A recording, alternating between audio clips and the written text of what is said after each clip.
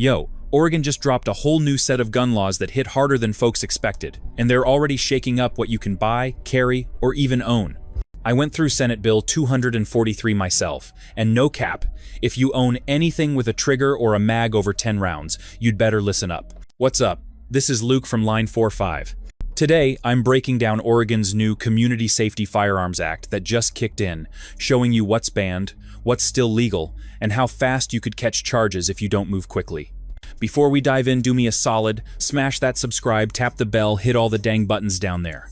You don't gotta, but it keeps this train rolling and lets me crank out more of this wild gun talk for y'all. Alright, enough of that. Let's get back to it. Oregon's new gun crackdown just kicked in.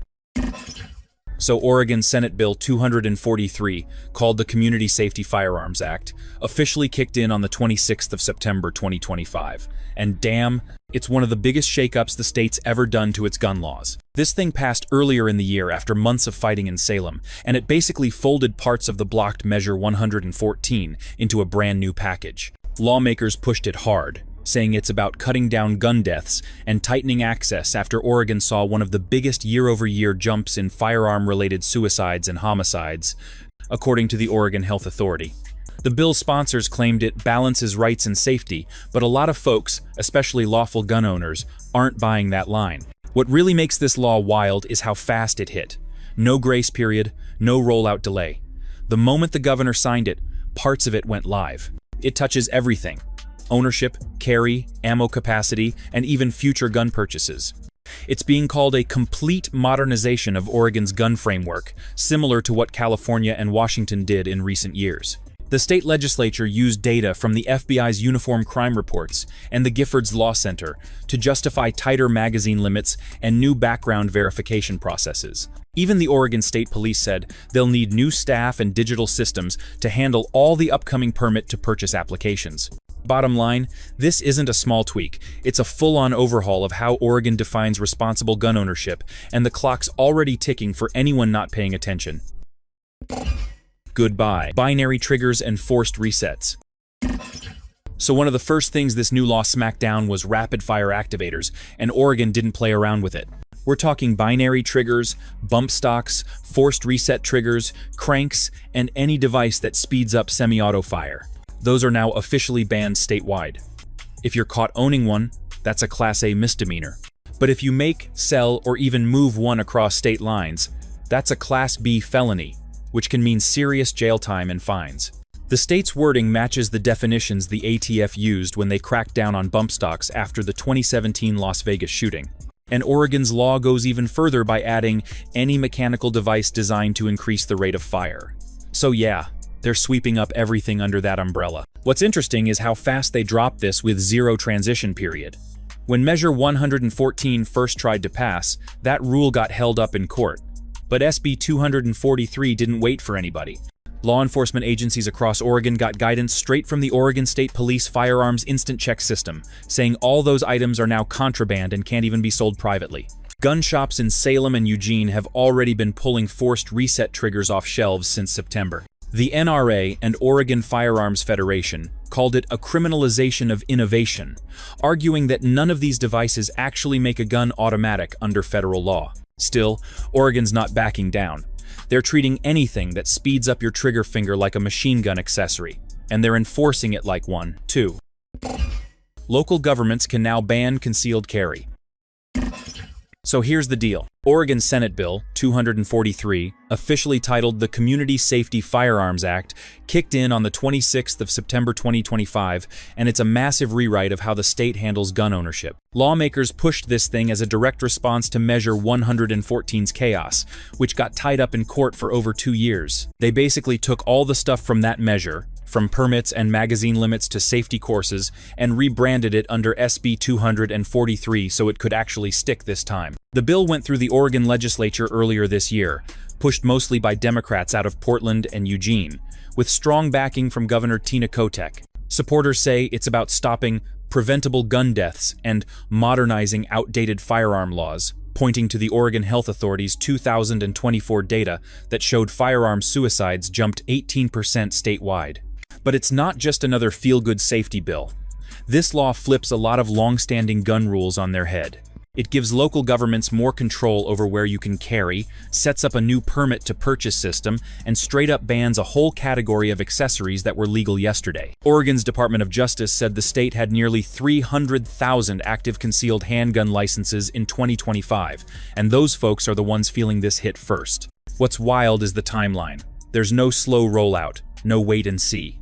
The law started enforcement immediately, with some parts like the purchase permits going live next March. They used data from the Oregon Criminal Justice Commission and the FBI's uniform crime reports to argue that stronger firearm access laws correlate with fewer mass shootings. But gun rights groups like the Oregon Firearms Federation, Gun Owners of America, and the NRA call that cherry-picked nonsense, saying none of the laws target criminals, just regular gun owners. Oregon's legislature still insists it's a public health move, modeled after Washington's HB 1902 and California's SB 2, which both restrict high-cap mags and expand local control zones. Obviously, this is not just a policy tweak. It's a full-scale transformation of Oregon's gun laws, and whether you're a hunter, CHL holder, or first-time buyer, you're now playing by a completely different rulebook. The new permit-to-purchase system, starting the 15th of March 2026, I'm gonna have to jump through a whole new set of hoops just to buy a gun in Oregon. The state's rolling out this new permit-to-purchase system, and it's basically turning every firearm sale into a full-on background investigation. I'll have to go down to my local sheriff's office, get fingerprinted, submit a recent photo, and prove I passed a certified firearm safety course approved by the Department of Public Safety Standards and Training. After that, the Oregon State Police runs my name through their firearms instant check system before I can even think about walking out of a shop with something new. Lawmakers say it's about accountability and prevention, but let's be honest, this system looks a lot like a registry with extra steps. The state is defending it with research from Johns Hopkins and Rand, saying states with these kinds of laws have fewer gun homicides. But those same studies don't prove the permit system caused the drop. Gun owners like me see it as another delay tactic, one that slows down everyone while criminals keep doing their thing. Local gun shops are already stressing about this. They're expecting longer wait times, confused customers, and way more paperwork, since no firearm transfer can happen until that permit clears through local databases. Oregon State Police even admitted they'll need new staff to handle the flood of applications. So if you plan to buy a gun in 2026, start early, because it's about to get real bureaucratic out here. 10-round magazine cap. Now this one really got folks heated. Oregon's new magazine law bans the sale, transfer, and import of anything that holds more than 10 rounds. If you already own them, you can keep them, but they're locked into strict use rules. I can only use mine at home, on a licensed range, or when transporting them unloaded and locked up in a separate container. That's it. Carrying one loaded in public? That's now a criminal offense. The law mirrors parts of Measure 114 that got tied up in court, but this version under SB 243 tightened the language and gave law enforcement clear authority to enforce it. The Oregon Department of Justice even said they'll allow a 180-day grace period for owners and dealers to comply once House Bill 375 clears final review. Gun rights groups have already hit back, arguing it violates the Second Amendment and doesn't hold up under the Supreme Court's Bruin test for historical tradition. The Oregon Firearms Federation and Gun Owners of America filed separate suits, saying there's no founding-era precedent for limiting ammo capacity. On the other side, the states point to cases like Duncan versus Bonta in California, where similar bans were temporarily upheld pending appeal. What's wild is that enforcement of Oregon's mag ban and permit system is on pause right now until the state Supreme Court hears arguments on the 6th of November 2025. District Court already sided with the state, saying the restriction fits within historical firearm regulation. So yeah, I'm keeping my high-cap mags locked up for now because depending on what the courts decide, Oregon could go either way on this real soon. What Oregon gun owners must do now. So here's what gun owners like me actually need to do right now before this whole thing gets ugly. First off, if you own any kind of rapid-fire activator, get rid of it or turn it in. Oregon State Police already listed binary triggers, bump stocks, and forced resets as prohibited mechanical devices under SB 243, and they're charging folks who get caught with them.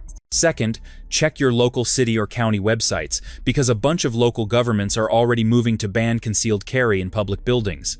Portland, Eugene, and Bend all said they're reviewing their ordinances to line up with the new authority SB 243 gave them. That means your CHL isn't a free pass anymore. If you walk into a city hall or a library carrying concealed, you could catch a misdemeanor charge even if you've been carrying legally for years. Next, magazines. Keep your high-cap mags at home or at the range only. The law's clear that using them outside those zones counts as unlawful use. The Oregon DOJ said there's a 180-day compliance window for dealers and owners, but that clock depends on HB 375 passing, and that bill's still in committee. Don't risk it. Lock them up and transport them unloaded until the courts give a final ruling. If you're planning to buy a gun next year, start preparing your paperwork now. You'll need that safety course certificate, fingerprints, and a recent photo for the permit system coming in March 2026. Local police departments are already saying they'll be backed up once applications open. Finally, stay updated. The Oregon Supreme Court's hearing in November could decide whether parts of SB 243 stick or get frozen again.